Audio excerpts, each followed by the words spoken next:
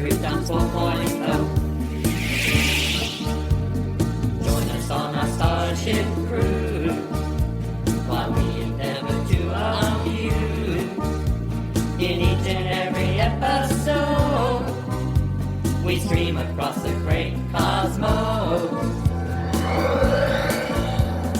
Well, hello, here we go. Have you heard about a good time show on the radio? Look out below.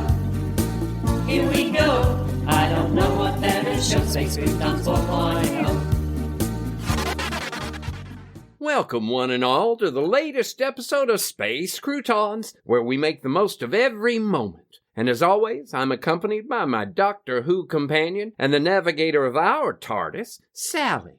Well, I'm no Clara or Amy Bond, but I am excited to join you on another adventure through this wibbly-wobbly world. Jelly baby? Well, I believe Sally, what's happened to your voice? You sound British. I've adapted my voice to fit in with the Doctor Who references. Well, okay. Well, thank you, Sally.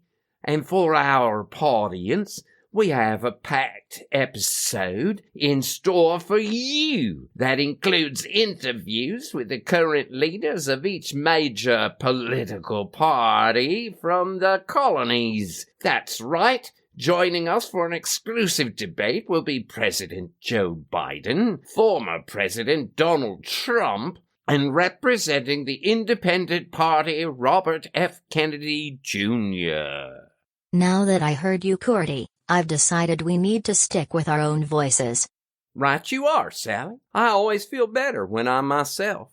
Shall we kick off the episode with a quick word from our sponsor? Allons-y. Recently adopted by the ACME Corporation to present their new flagship product, the Geek Letter BOEM, represents a determination to overcome adversity and difficult situations. meaning to vanquish, conquer, or overcome the resistance or impediments of the situation. BOEM, as in Curdy Clamorwood. Who is that? Curdy Clamorwood. Sally, do you hear that? Curdy Clamorwood. Sally does not hear me or you. No one else can hear us. Not here, not now. What's going on? Where am I? Think of this as a void where time does not exist. Like the cone of silence on Get Smart? A private airing of Space Croutons. I am your sole audience. I have stopped time for you, Curdy Clamorwood, and you will give me your undivided attention. What? How? There are more things in heaven and earth, Horatio. Hamlet? Ugh, you are trying my patience, Curdy Clamorwood. Okay, be cool. What can I help you with? We are very aware of your involvement with the Year of Sleep. We? The Brotherhood, of course. The Brotherhood of the Yellow Sign. I know Alex Turbo told you about us. Please, Clamorwood, don't play stupid. Well, who are you? Why, I am Baroness von Strauss. And what do you want? I need to know everything that you know about the Year of Sleep. Well, I'm thinking you heard our broadcast, so you know everything I do. Oh, Clamorwood, what do you take me for? Well, I really don't know you, lady. So how about we schedule a time for you to call into the show?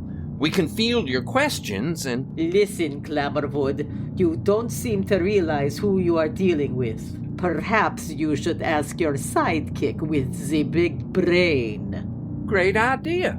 Sally, see what you can find on Baroness von Strauss. Oh, and the Brotherhood of the Yellow Sign. Sally?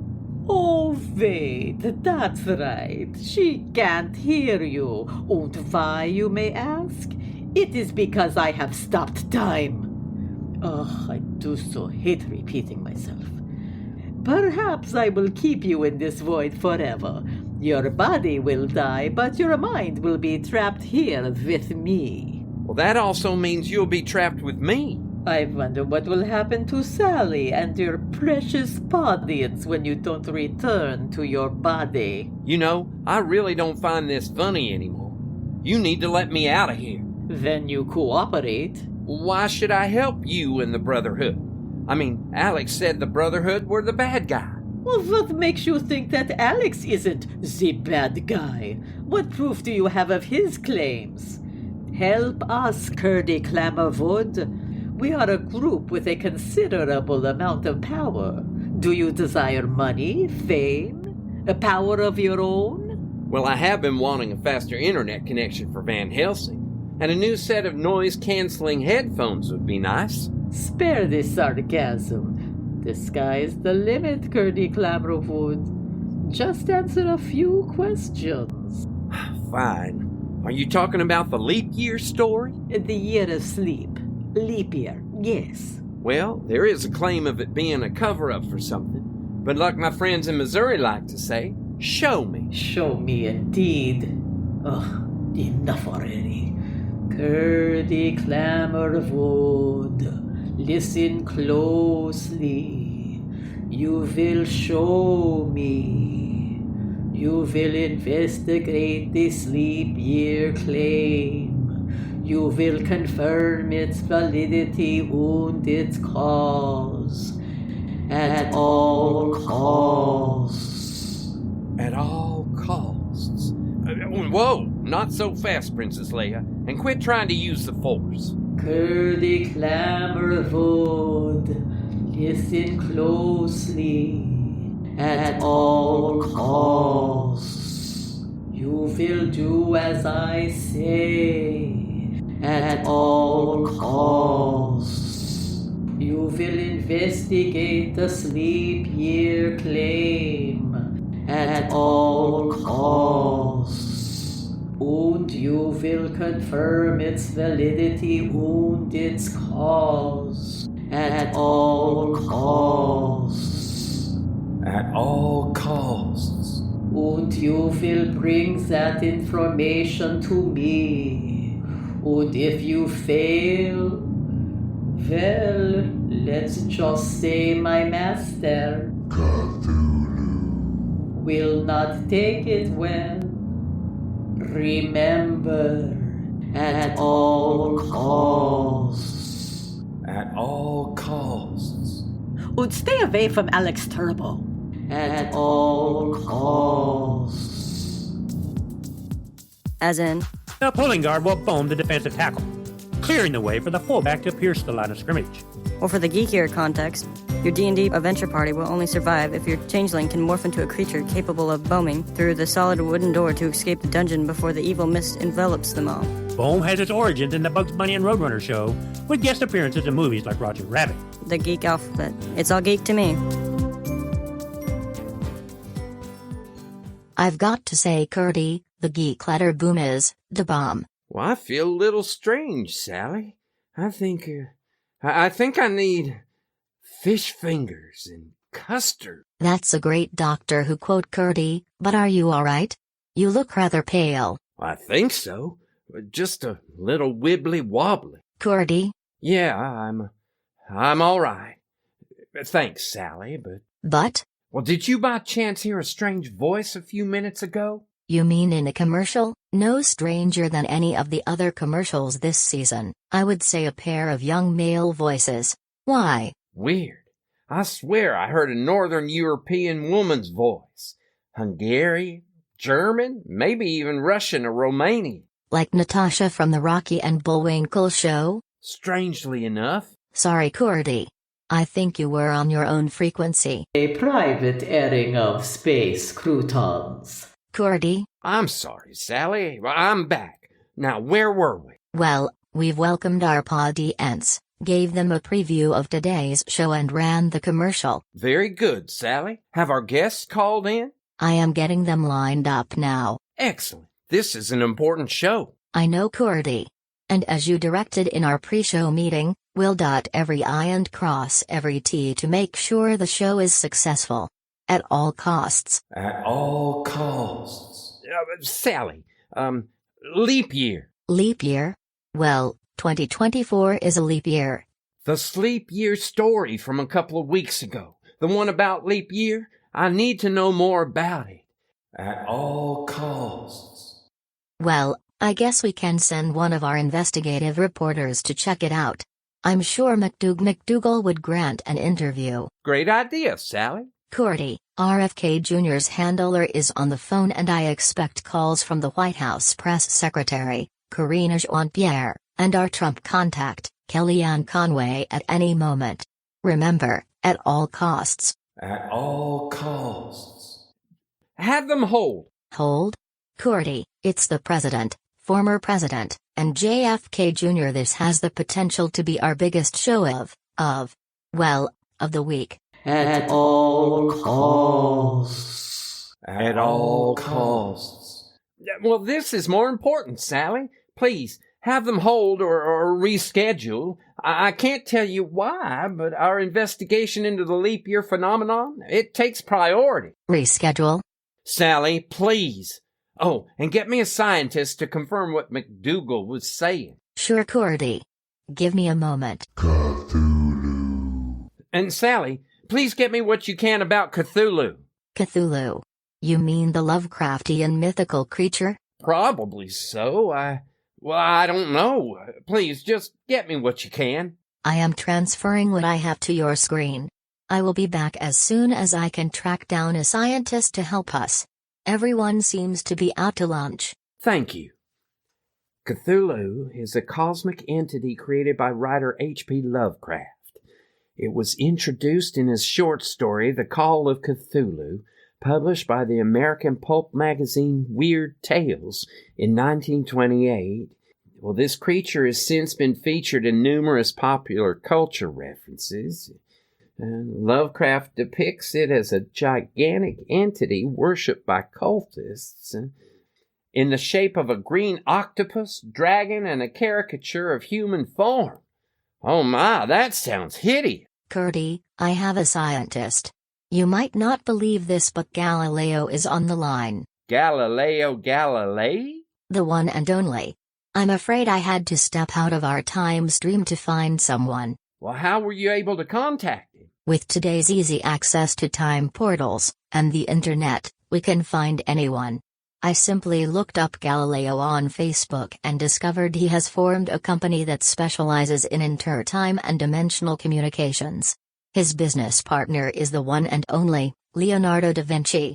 Their company is Brundlefly, after Jeff Goldblum's version of the movie The Fly. Anyway, Galileo was kind enough to not only take my call but has some expertise around leap year as a result of his research into our local planets and their orbits. We will be communicating via their flypod system. Quite revolutionary. I think it was the first man-made time portal. The technology is still so secret, no one even knows how it is powered. And we have a flypod device? Not really. But I was able to match their signal and tie it into our Amazon Echo Show screen. Well, that's great, Sally. Put him through. I have him on the line, and I tried to explain who we are and the need for this call, but it may have lost something in translation. Thank you, Sally. Hello? Galileo Galilei? Sì, this is Signore Galilei. Well, may I call you Galileo? Sì, sebrati, por favore. Hold on, Curdy. I am trying to dial in the proper dialect on the translator. Galileo? Sì? Well, first of all, I must say it's an honor to meet you. And I want you to know I think the Catholic Church was way off base when they tried you for heresy and forced you into house arrest. Mi dispiace. Sorry, I must be missing something. The church has done nothing of the kind. Actually, I am in talks with Papa about my work, the dialogue concerning the two chief world systems, and it is going smashingly. Curdy, Galileo is at the point in his timeline before the Inquisition. He doesn't know anything about the it. Oh, got it. Galileo, can I ask you something about leap year? A leap a year? Yes. You see, in our time, we believe an astronomical year lasts slightly less than 365 1/4 days. Curdy, may I? Of course, Sally. Galileo, I am sure you know, but to bring everyone Arpodians, up to speed. The historic Julian calendar has 3 common years of 365 days followed by a leap year of 366 days, by extending February to 29 days rather than the common 28. The Gregorian calendar, the world's most widely used civil calendar, makes a further adjustment for the small error in the Julian algorithm. Each leap year has 366 days instead of 365. This extra leap day occurs in each year that is a multiple of 4, except for years evenly divisible by 100, but not by 400. See, that sounds correct. What is the question? Well, sir, it was recently brought to our attention that leap year as we know it might actually be a cover story for something more complicated. Complicated? I dare say the math to prove a leap year is hardly complicated. Well, what would you say if I told you that instead of an extra day every 4 years, we actually were asleep for a year each cycle? Highly unlikely. Everyone is sleeping for a year. How could we survive? What makes you think of this? Well, another scientist or time conductor with the Intergalactic Talk Meta-Time Bureaucratic Talk Agency. The IGTTMTBTTA. Yes. Mac, the time conductor, said inhabitants of Earth are actually experiencing a sleep year where the entire population of living creatures slumbers for 364 days, with the 365th day of that year being identified as leap day to hide what's really happening. At all costs. At all costs.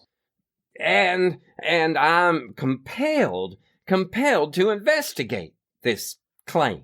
I see. And this claim, what is the significance of proving or disapproving it? Well, for our audience, of course. I find this to be highly unusual. Unusual? Of course, it's quite unusual. But may we schedule a private meeting in person to discuss? I promise I will clear everything up. Okay, I have a pickleball tournament scheduled for this week, but sure. Great, thank you. We'll get it scheduled. Would you like to say anything to our audience before you go?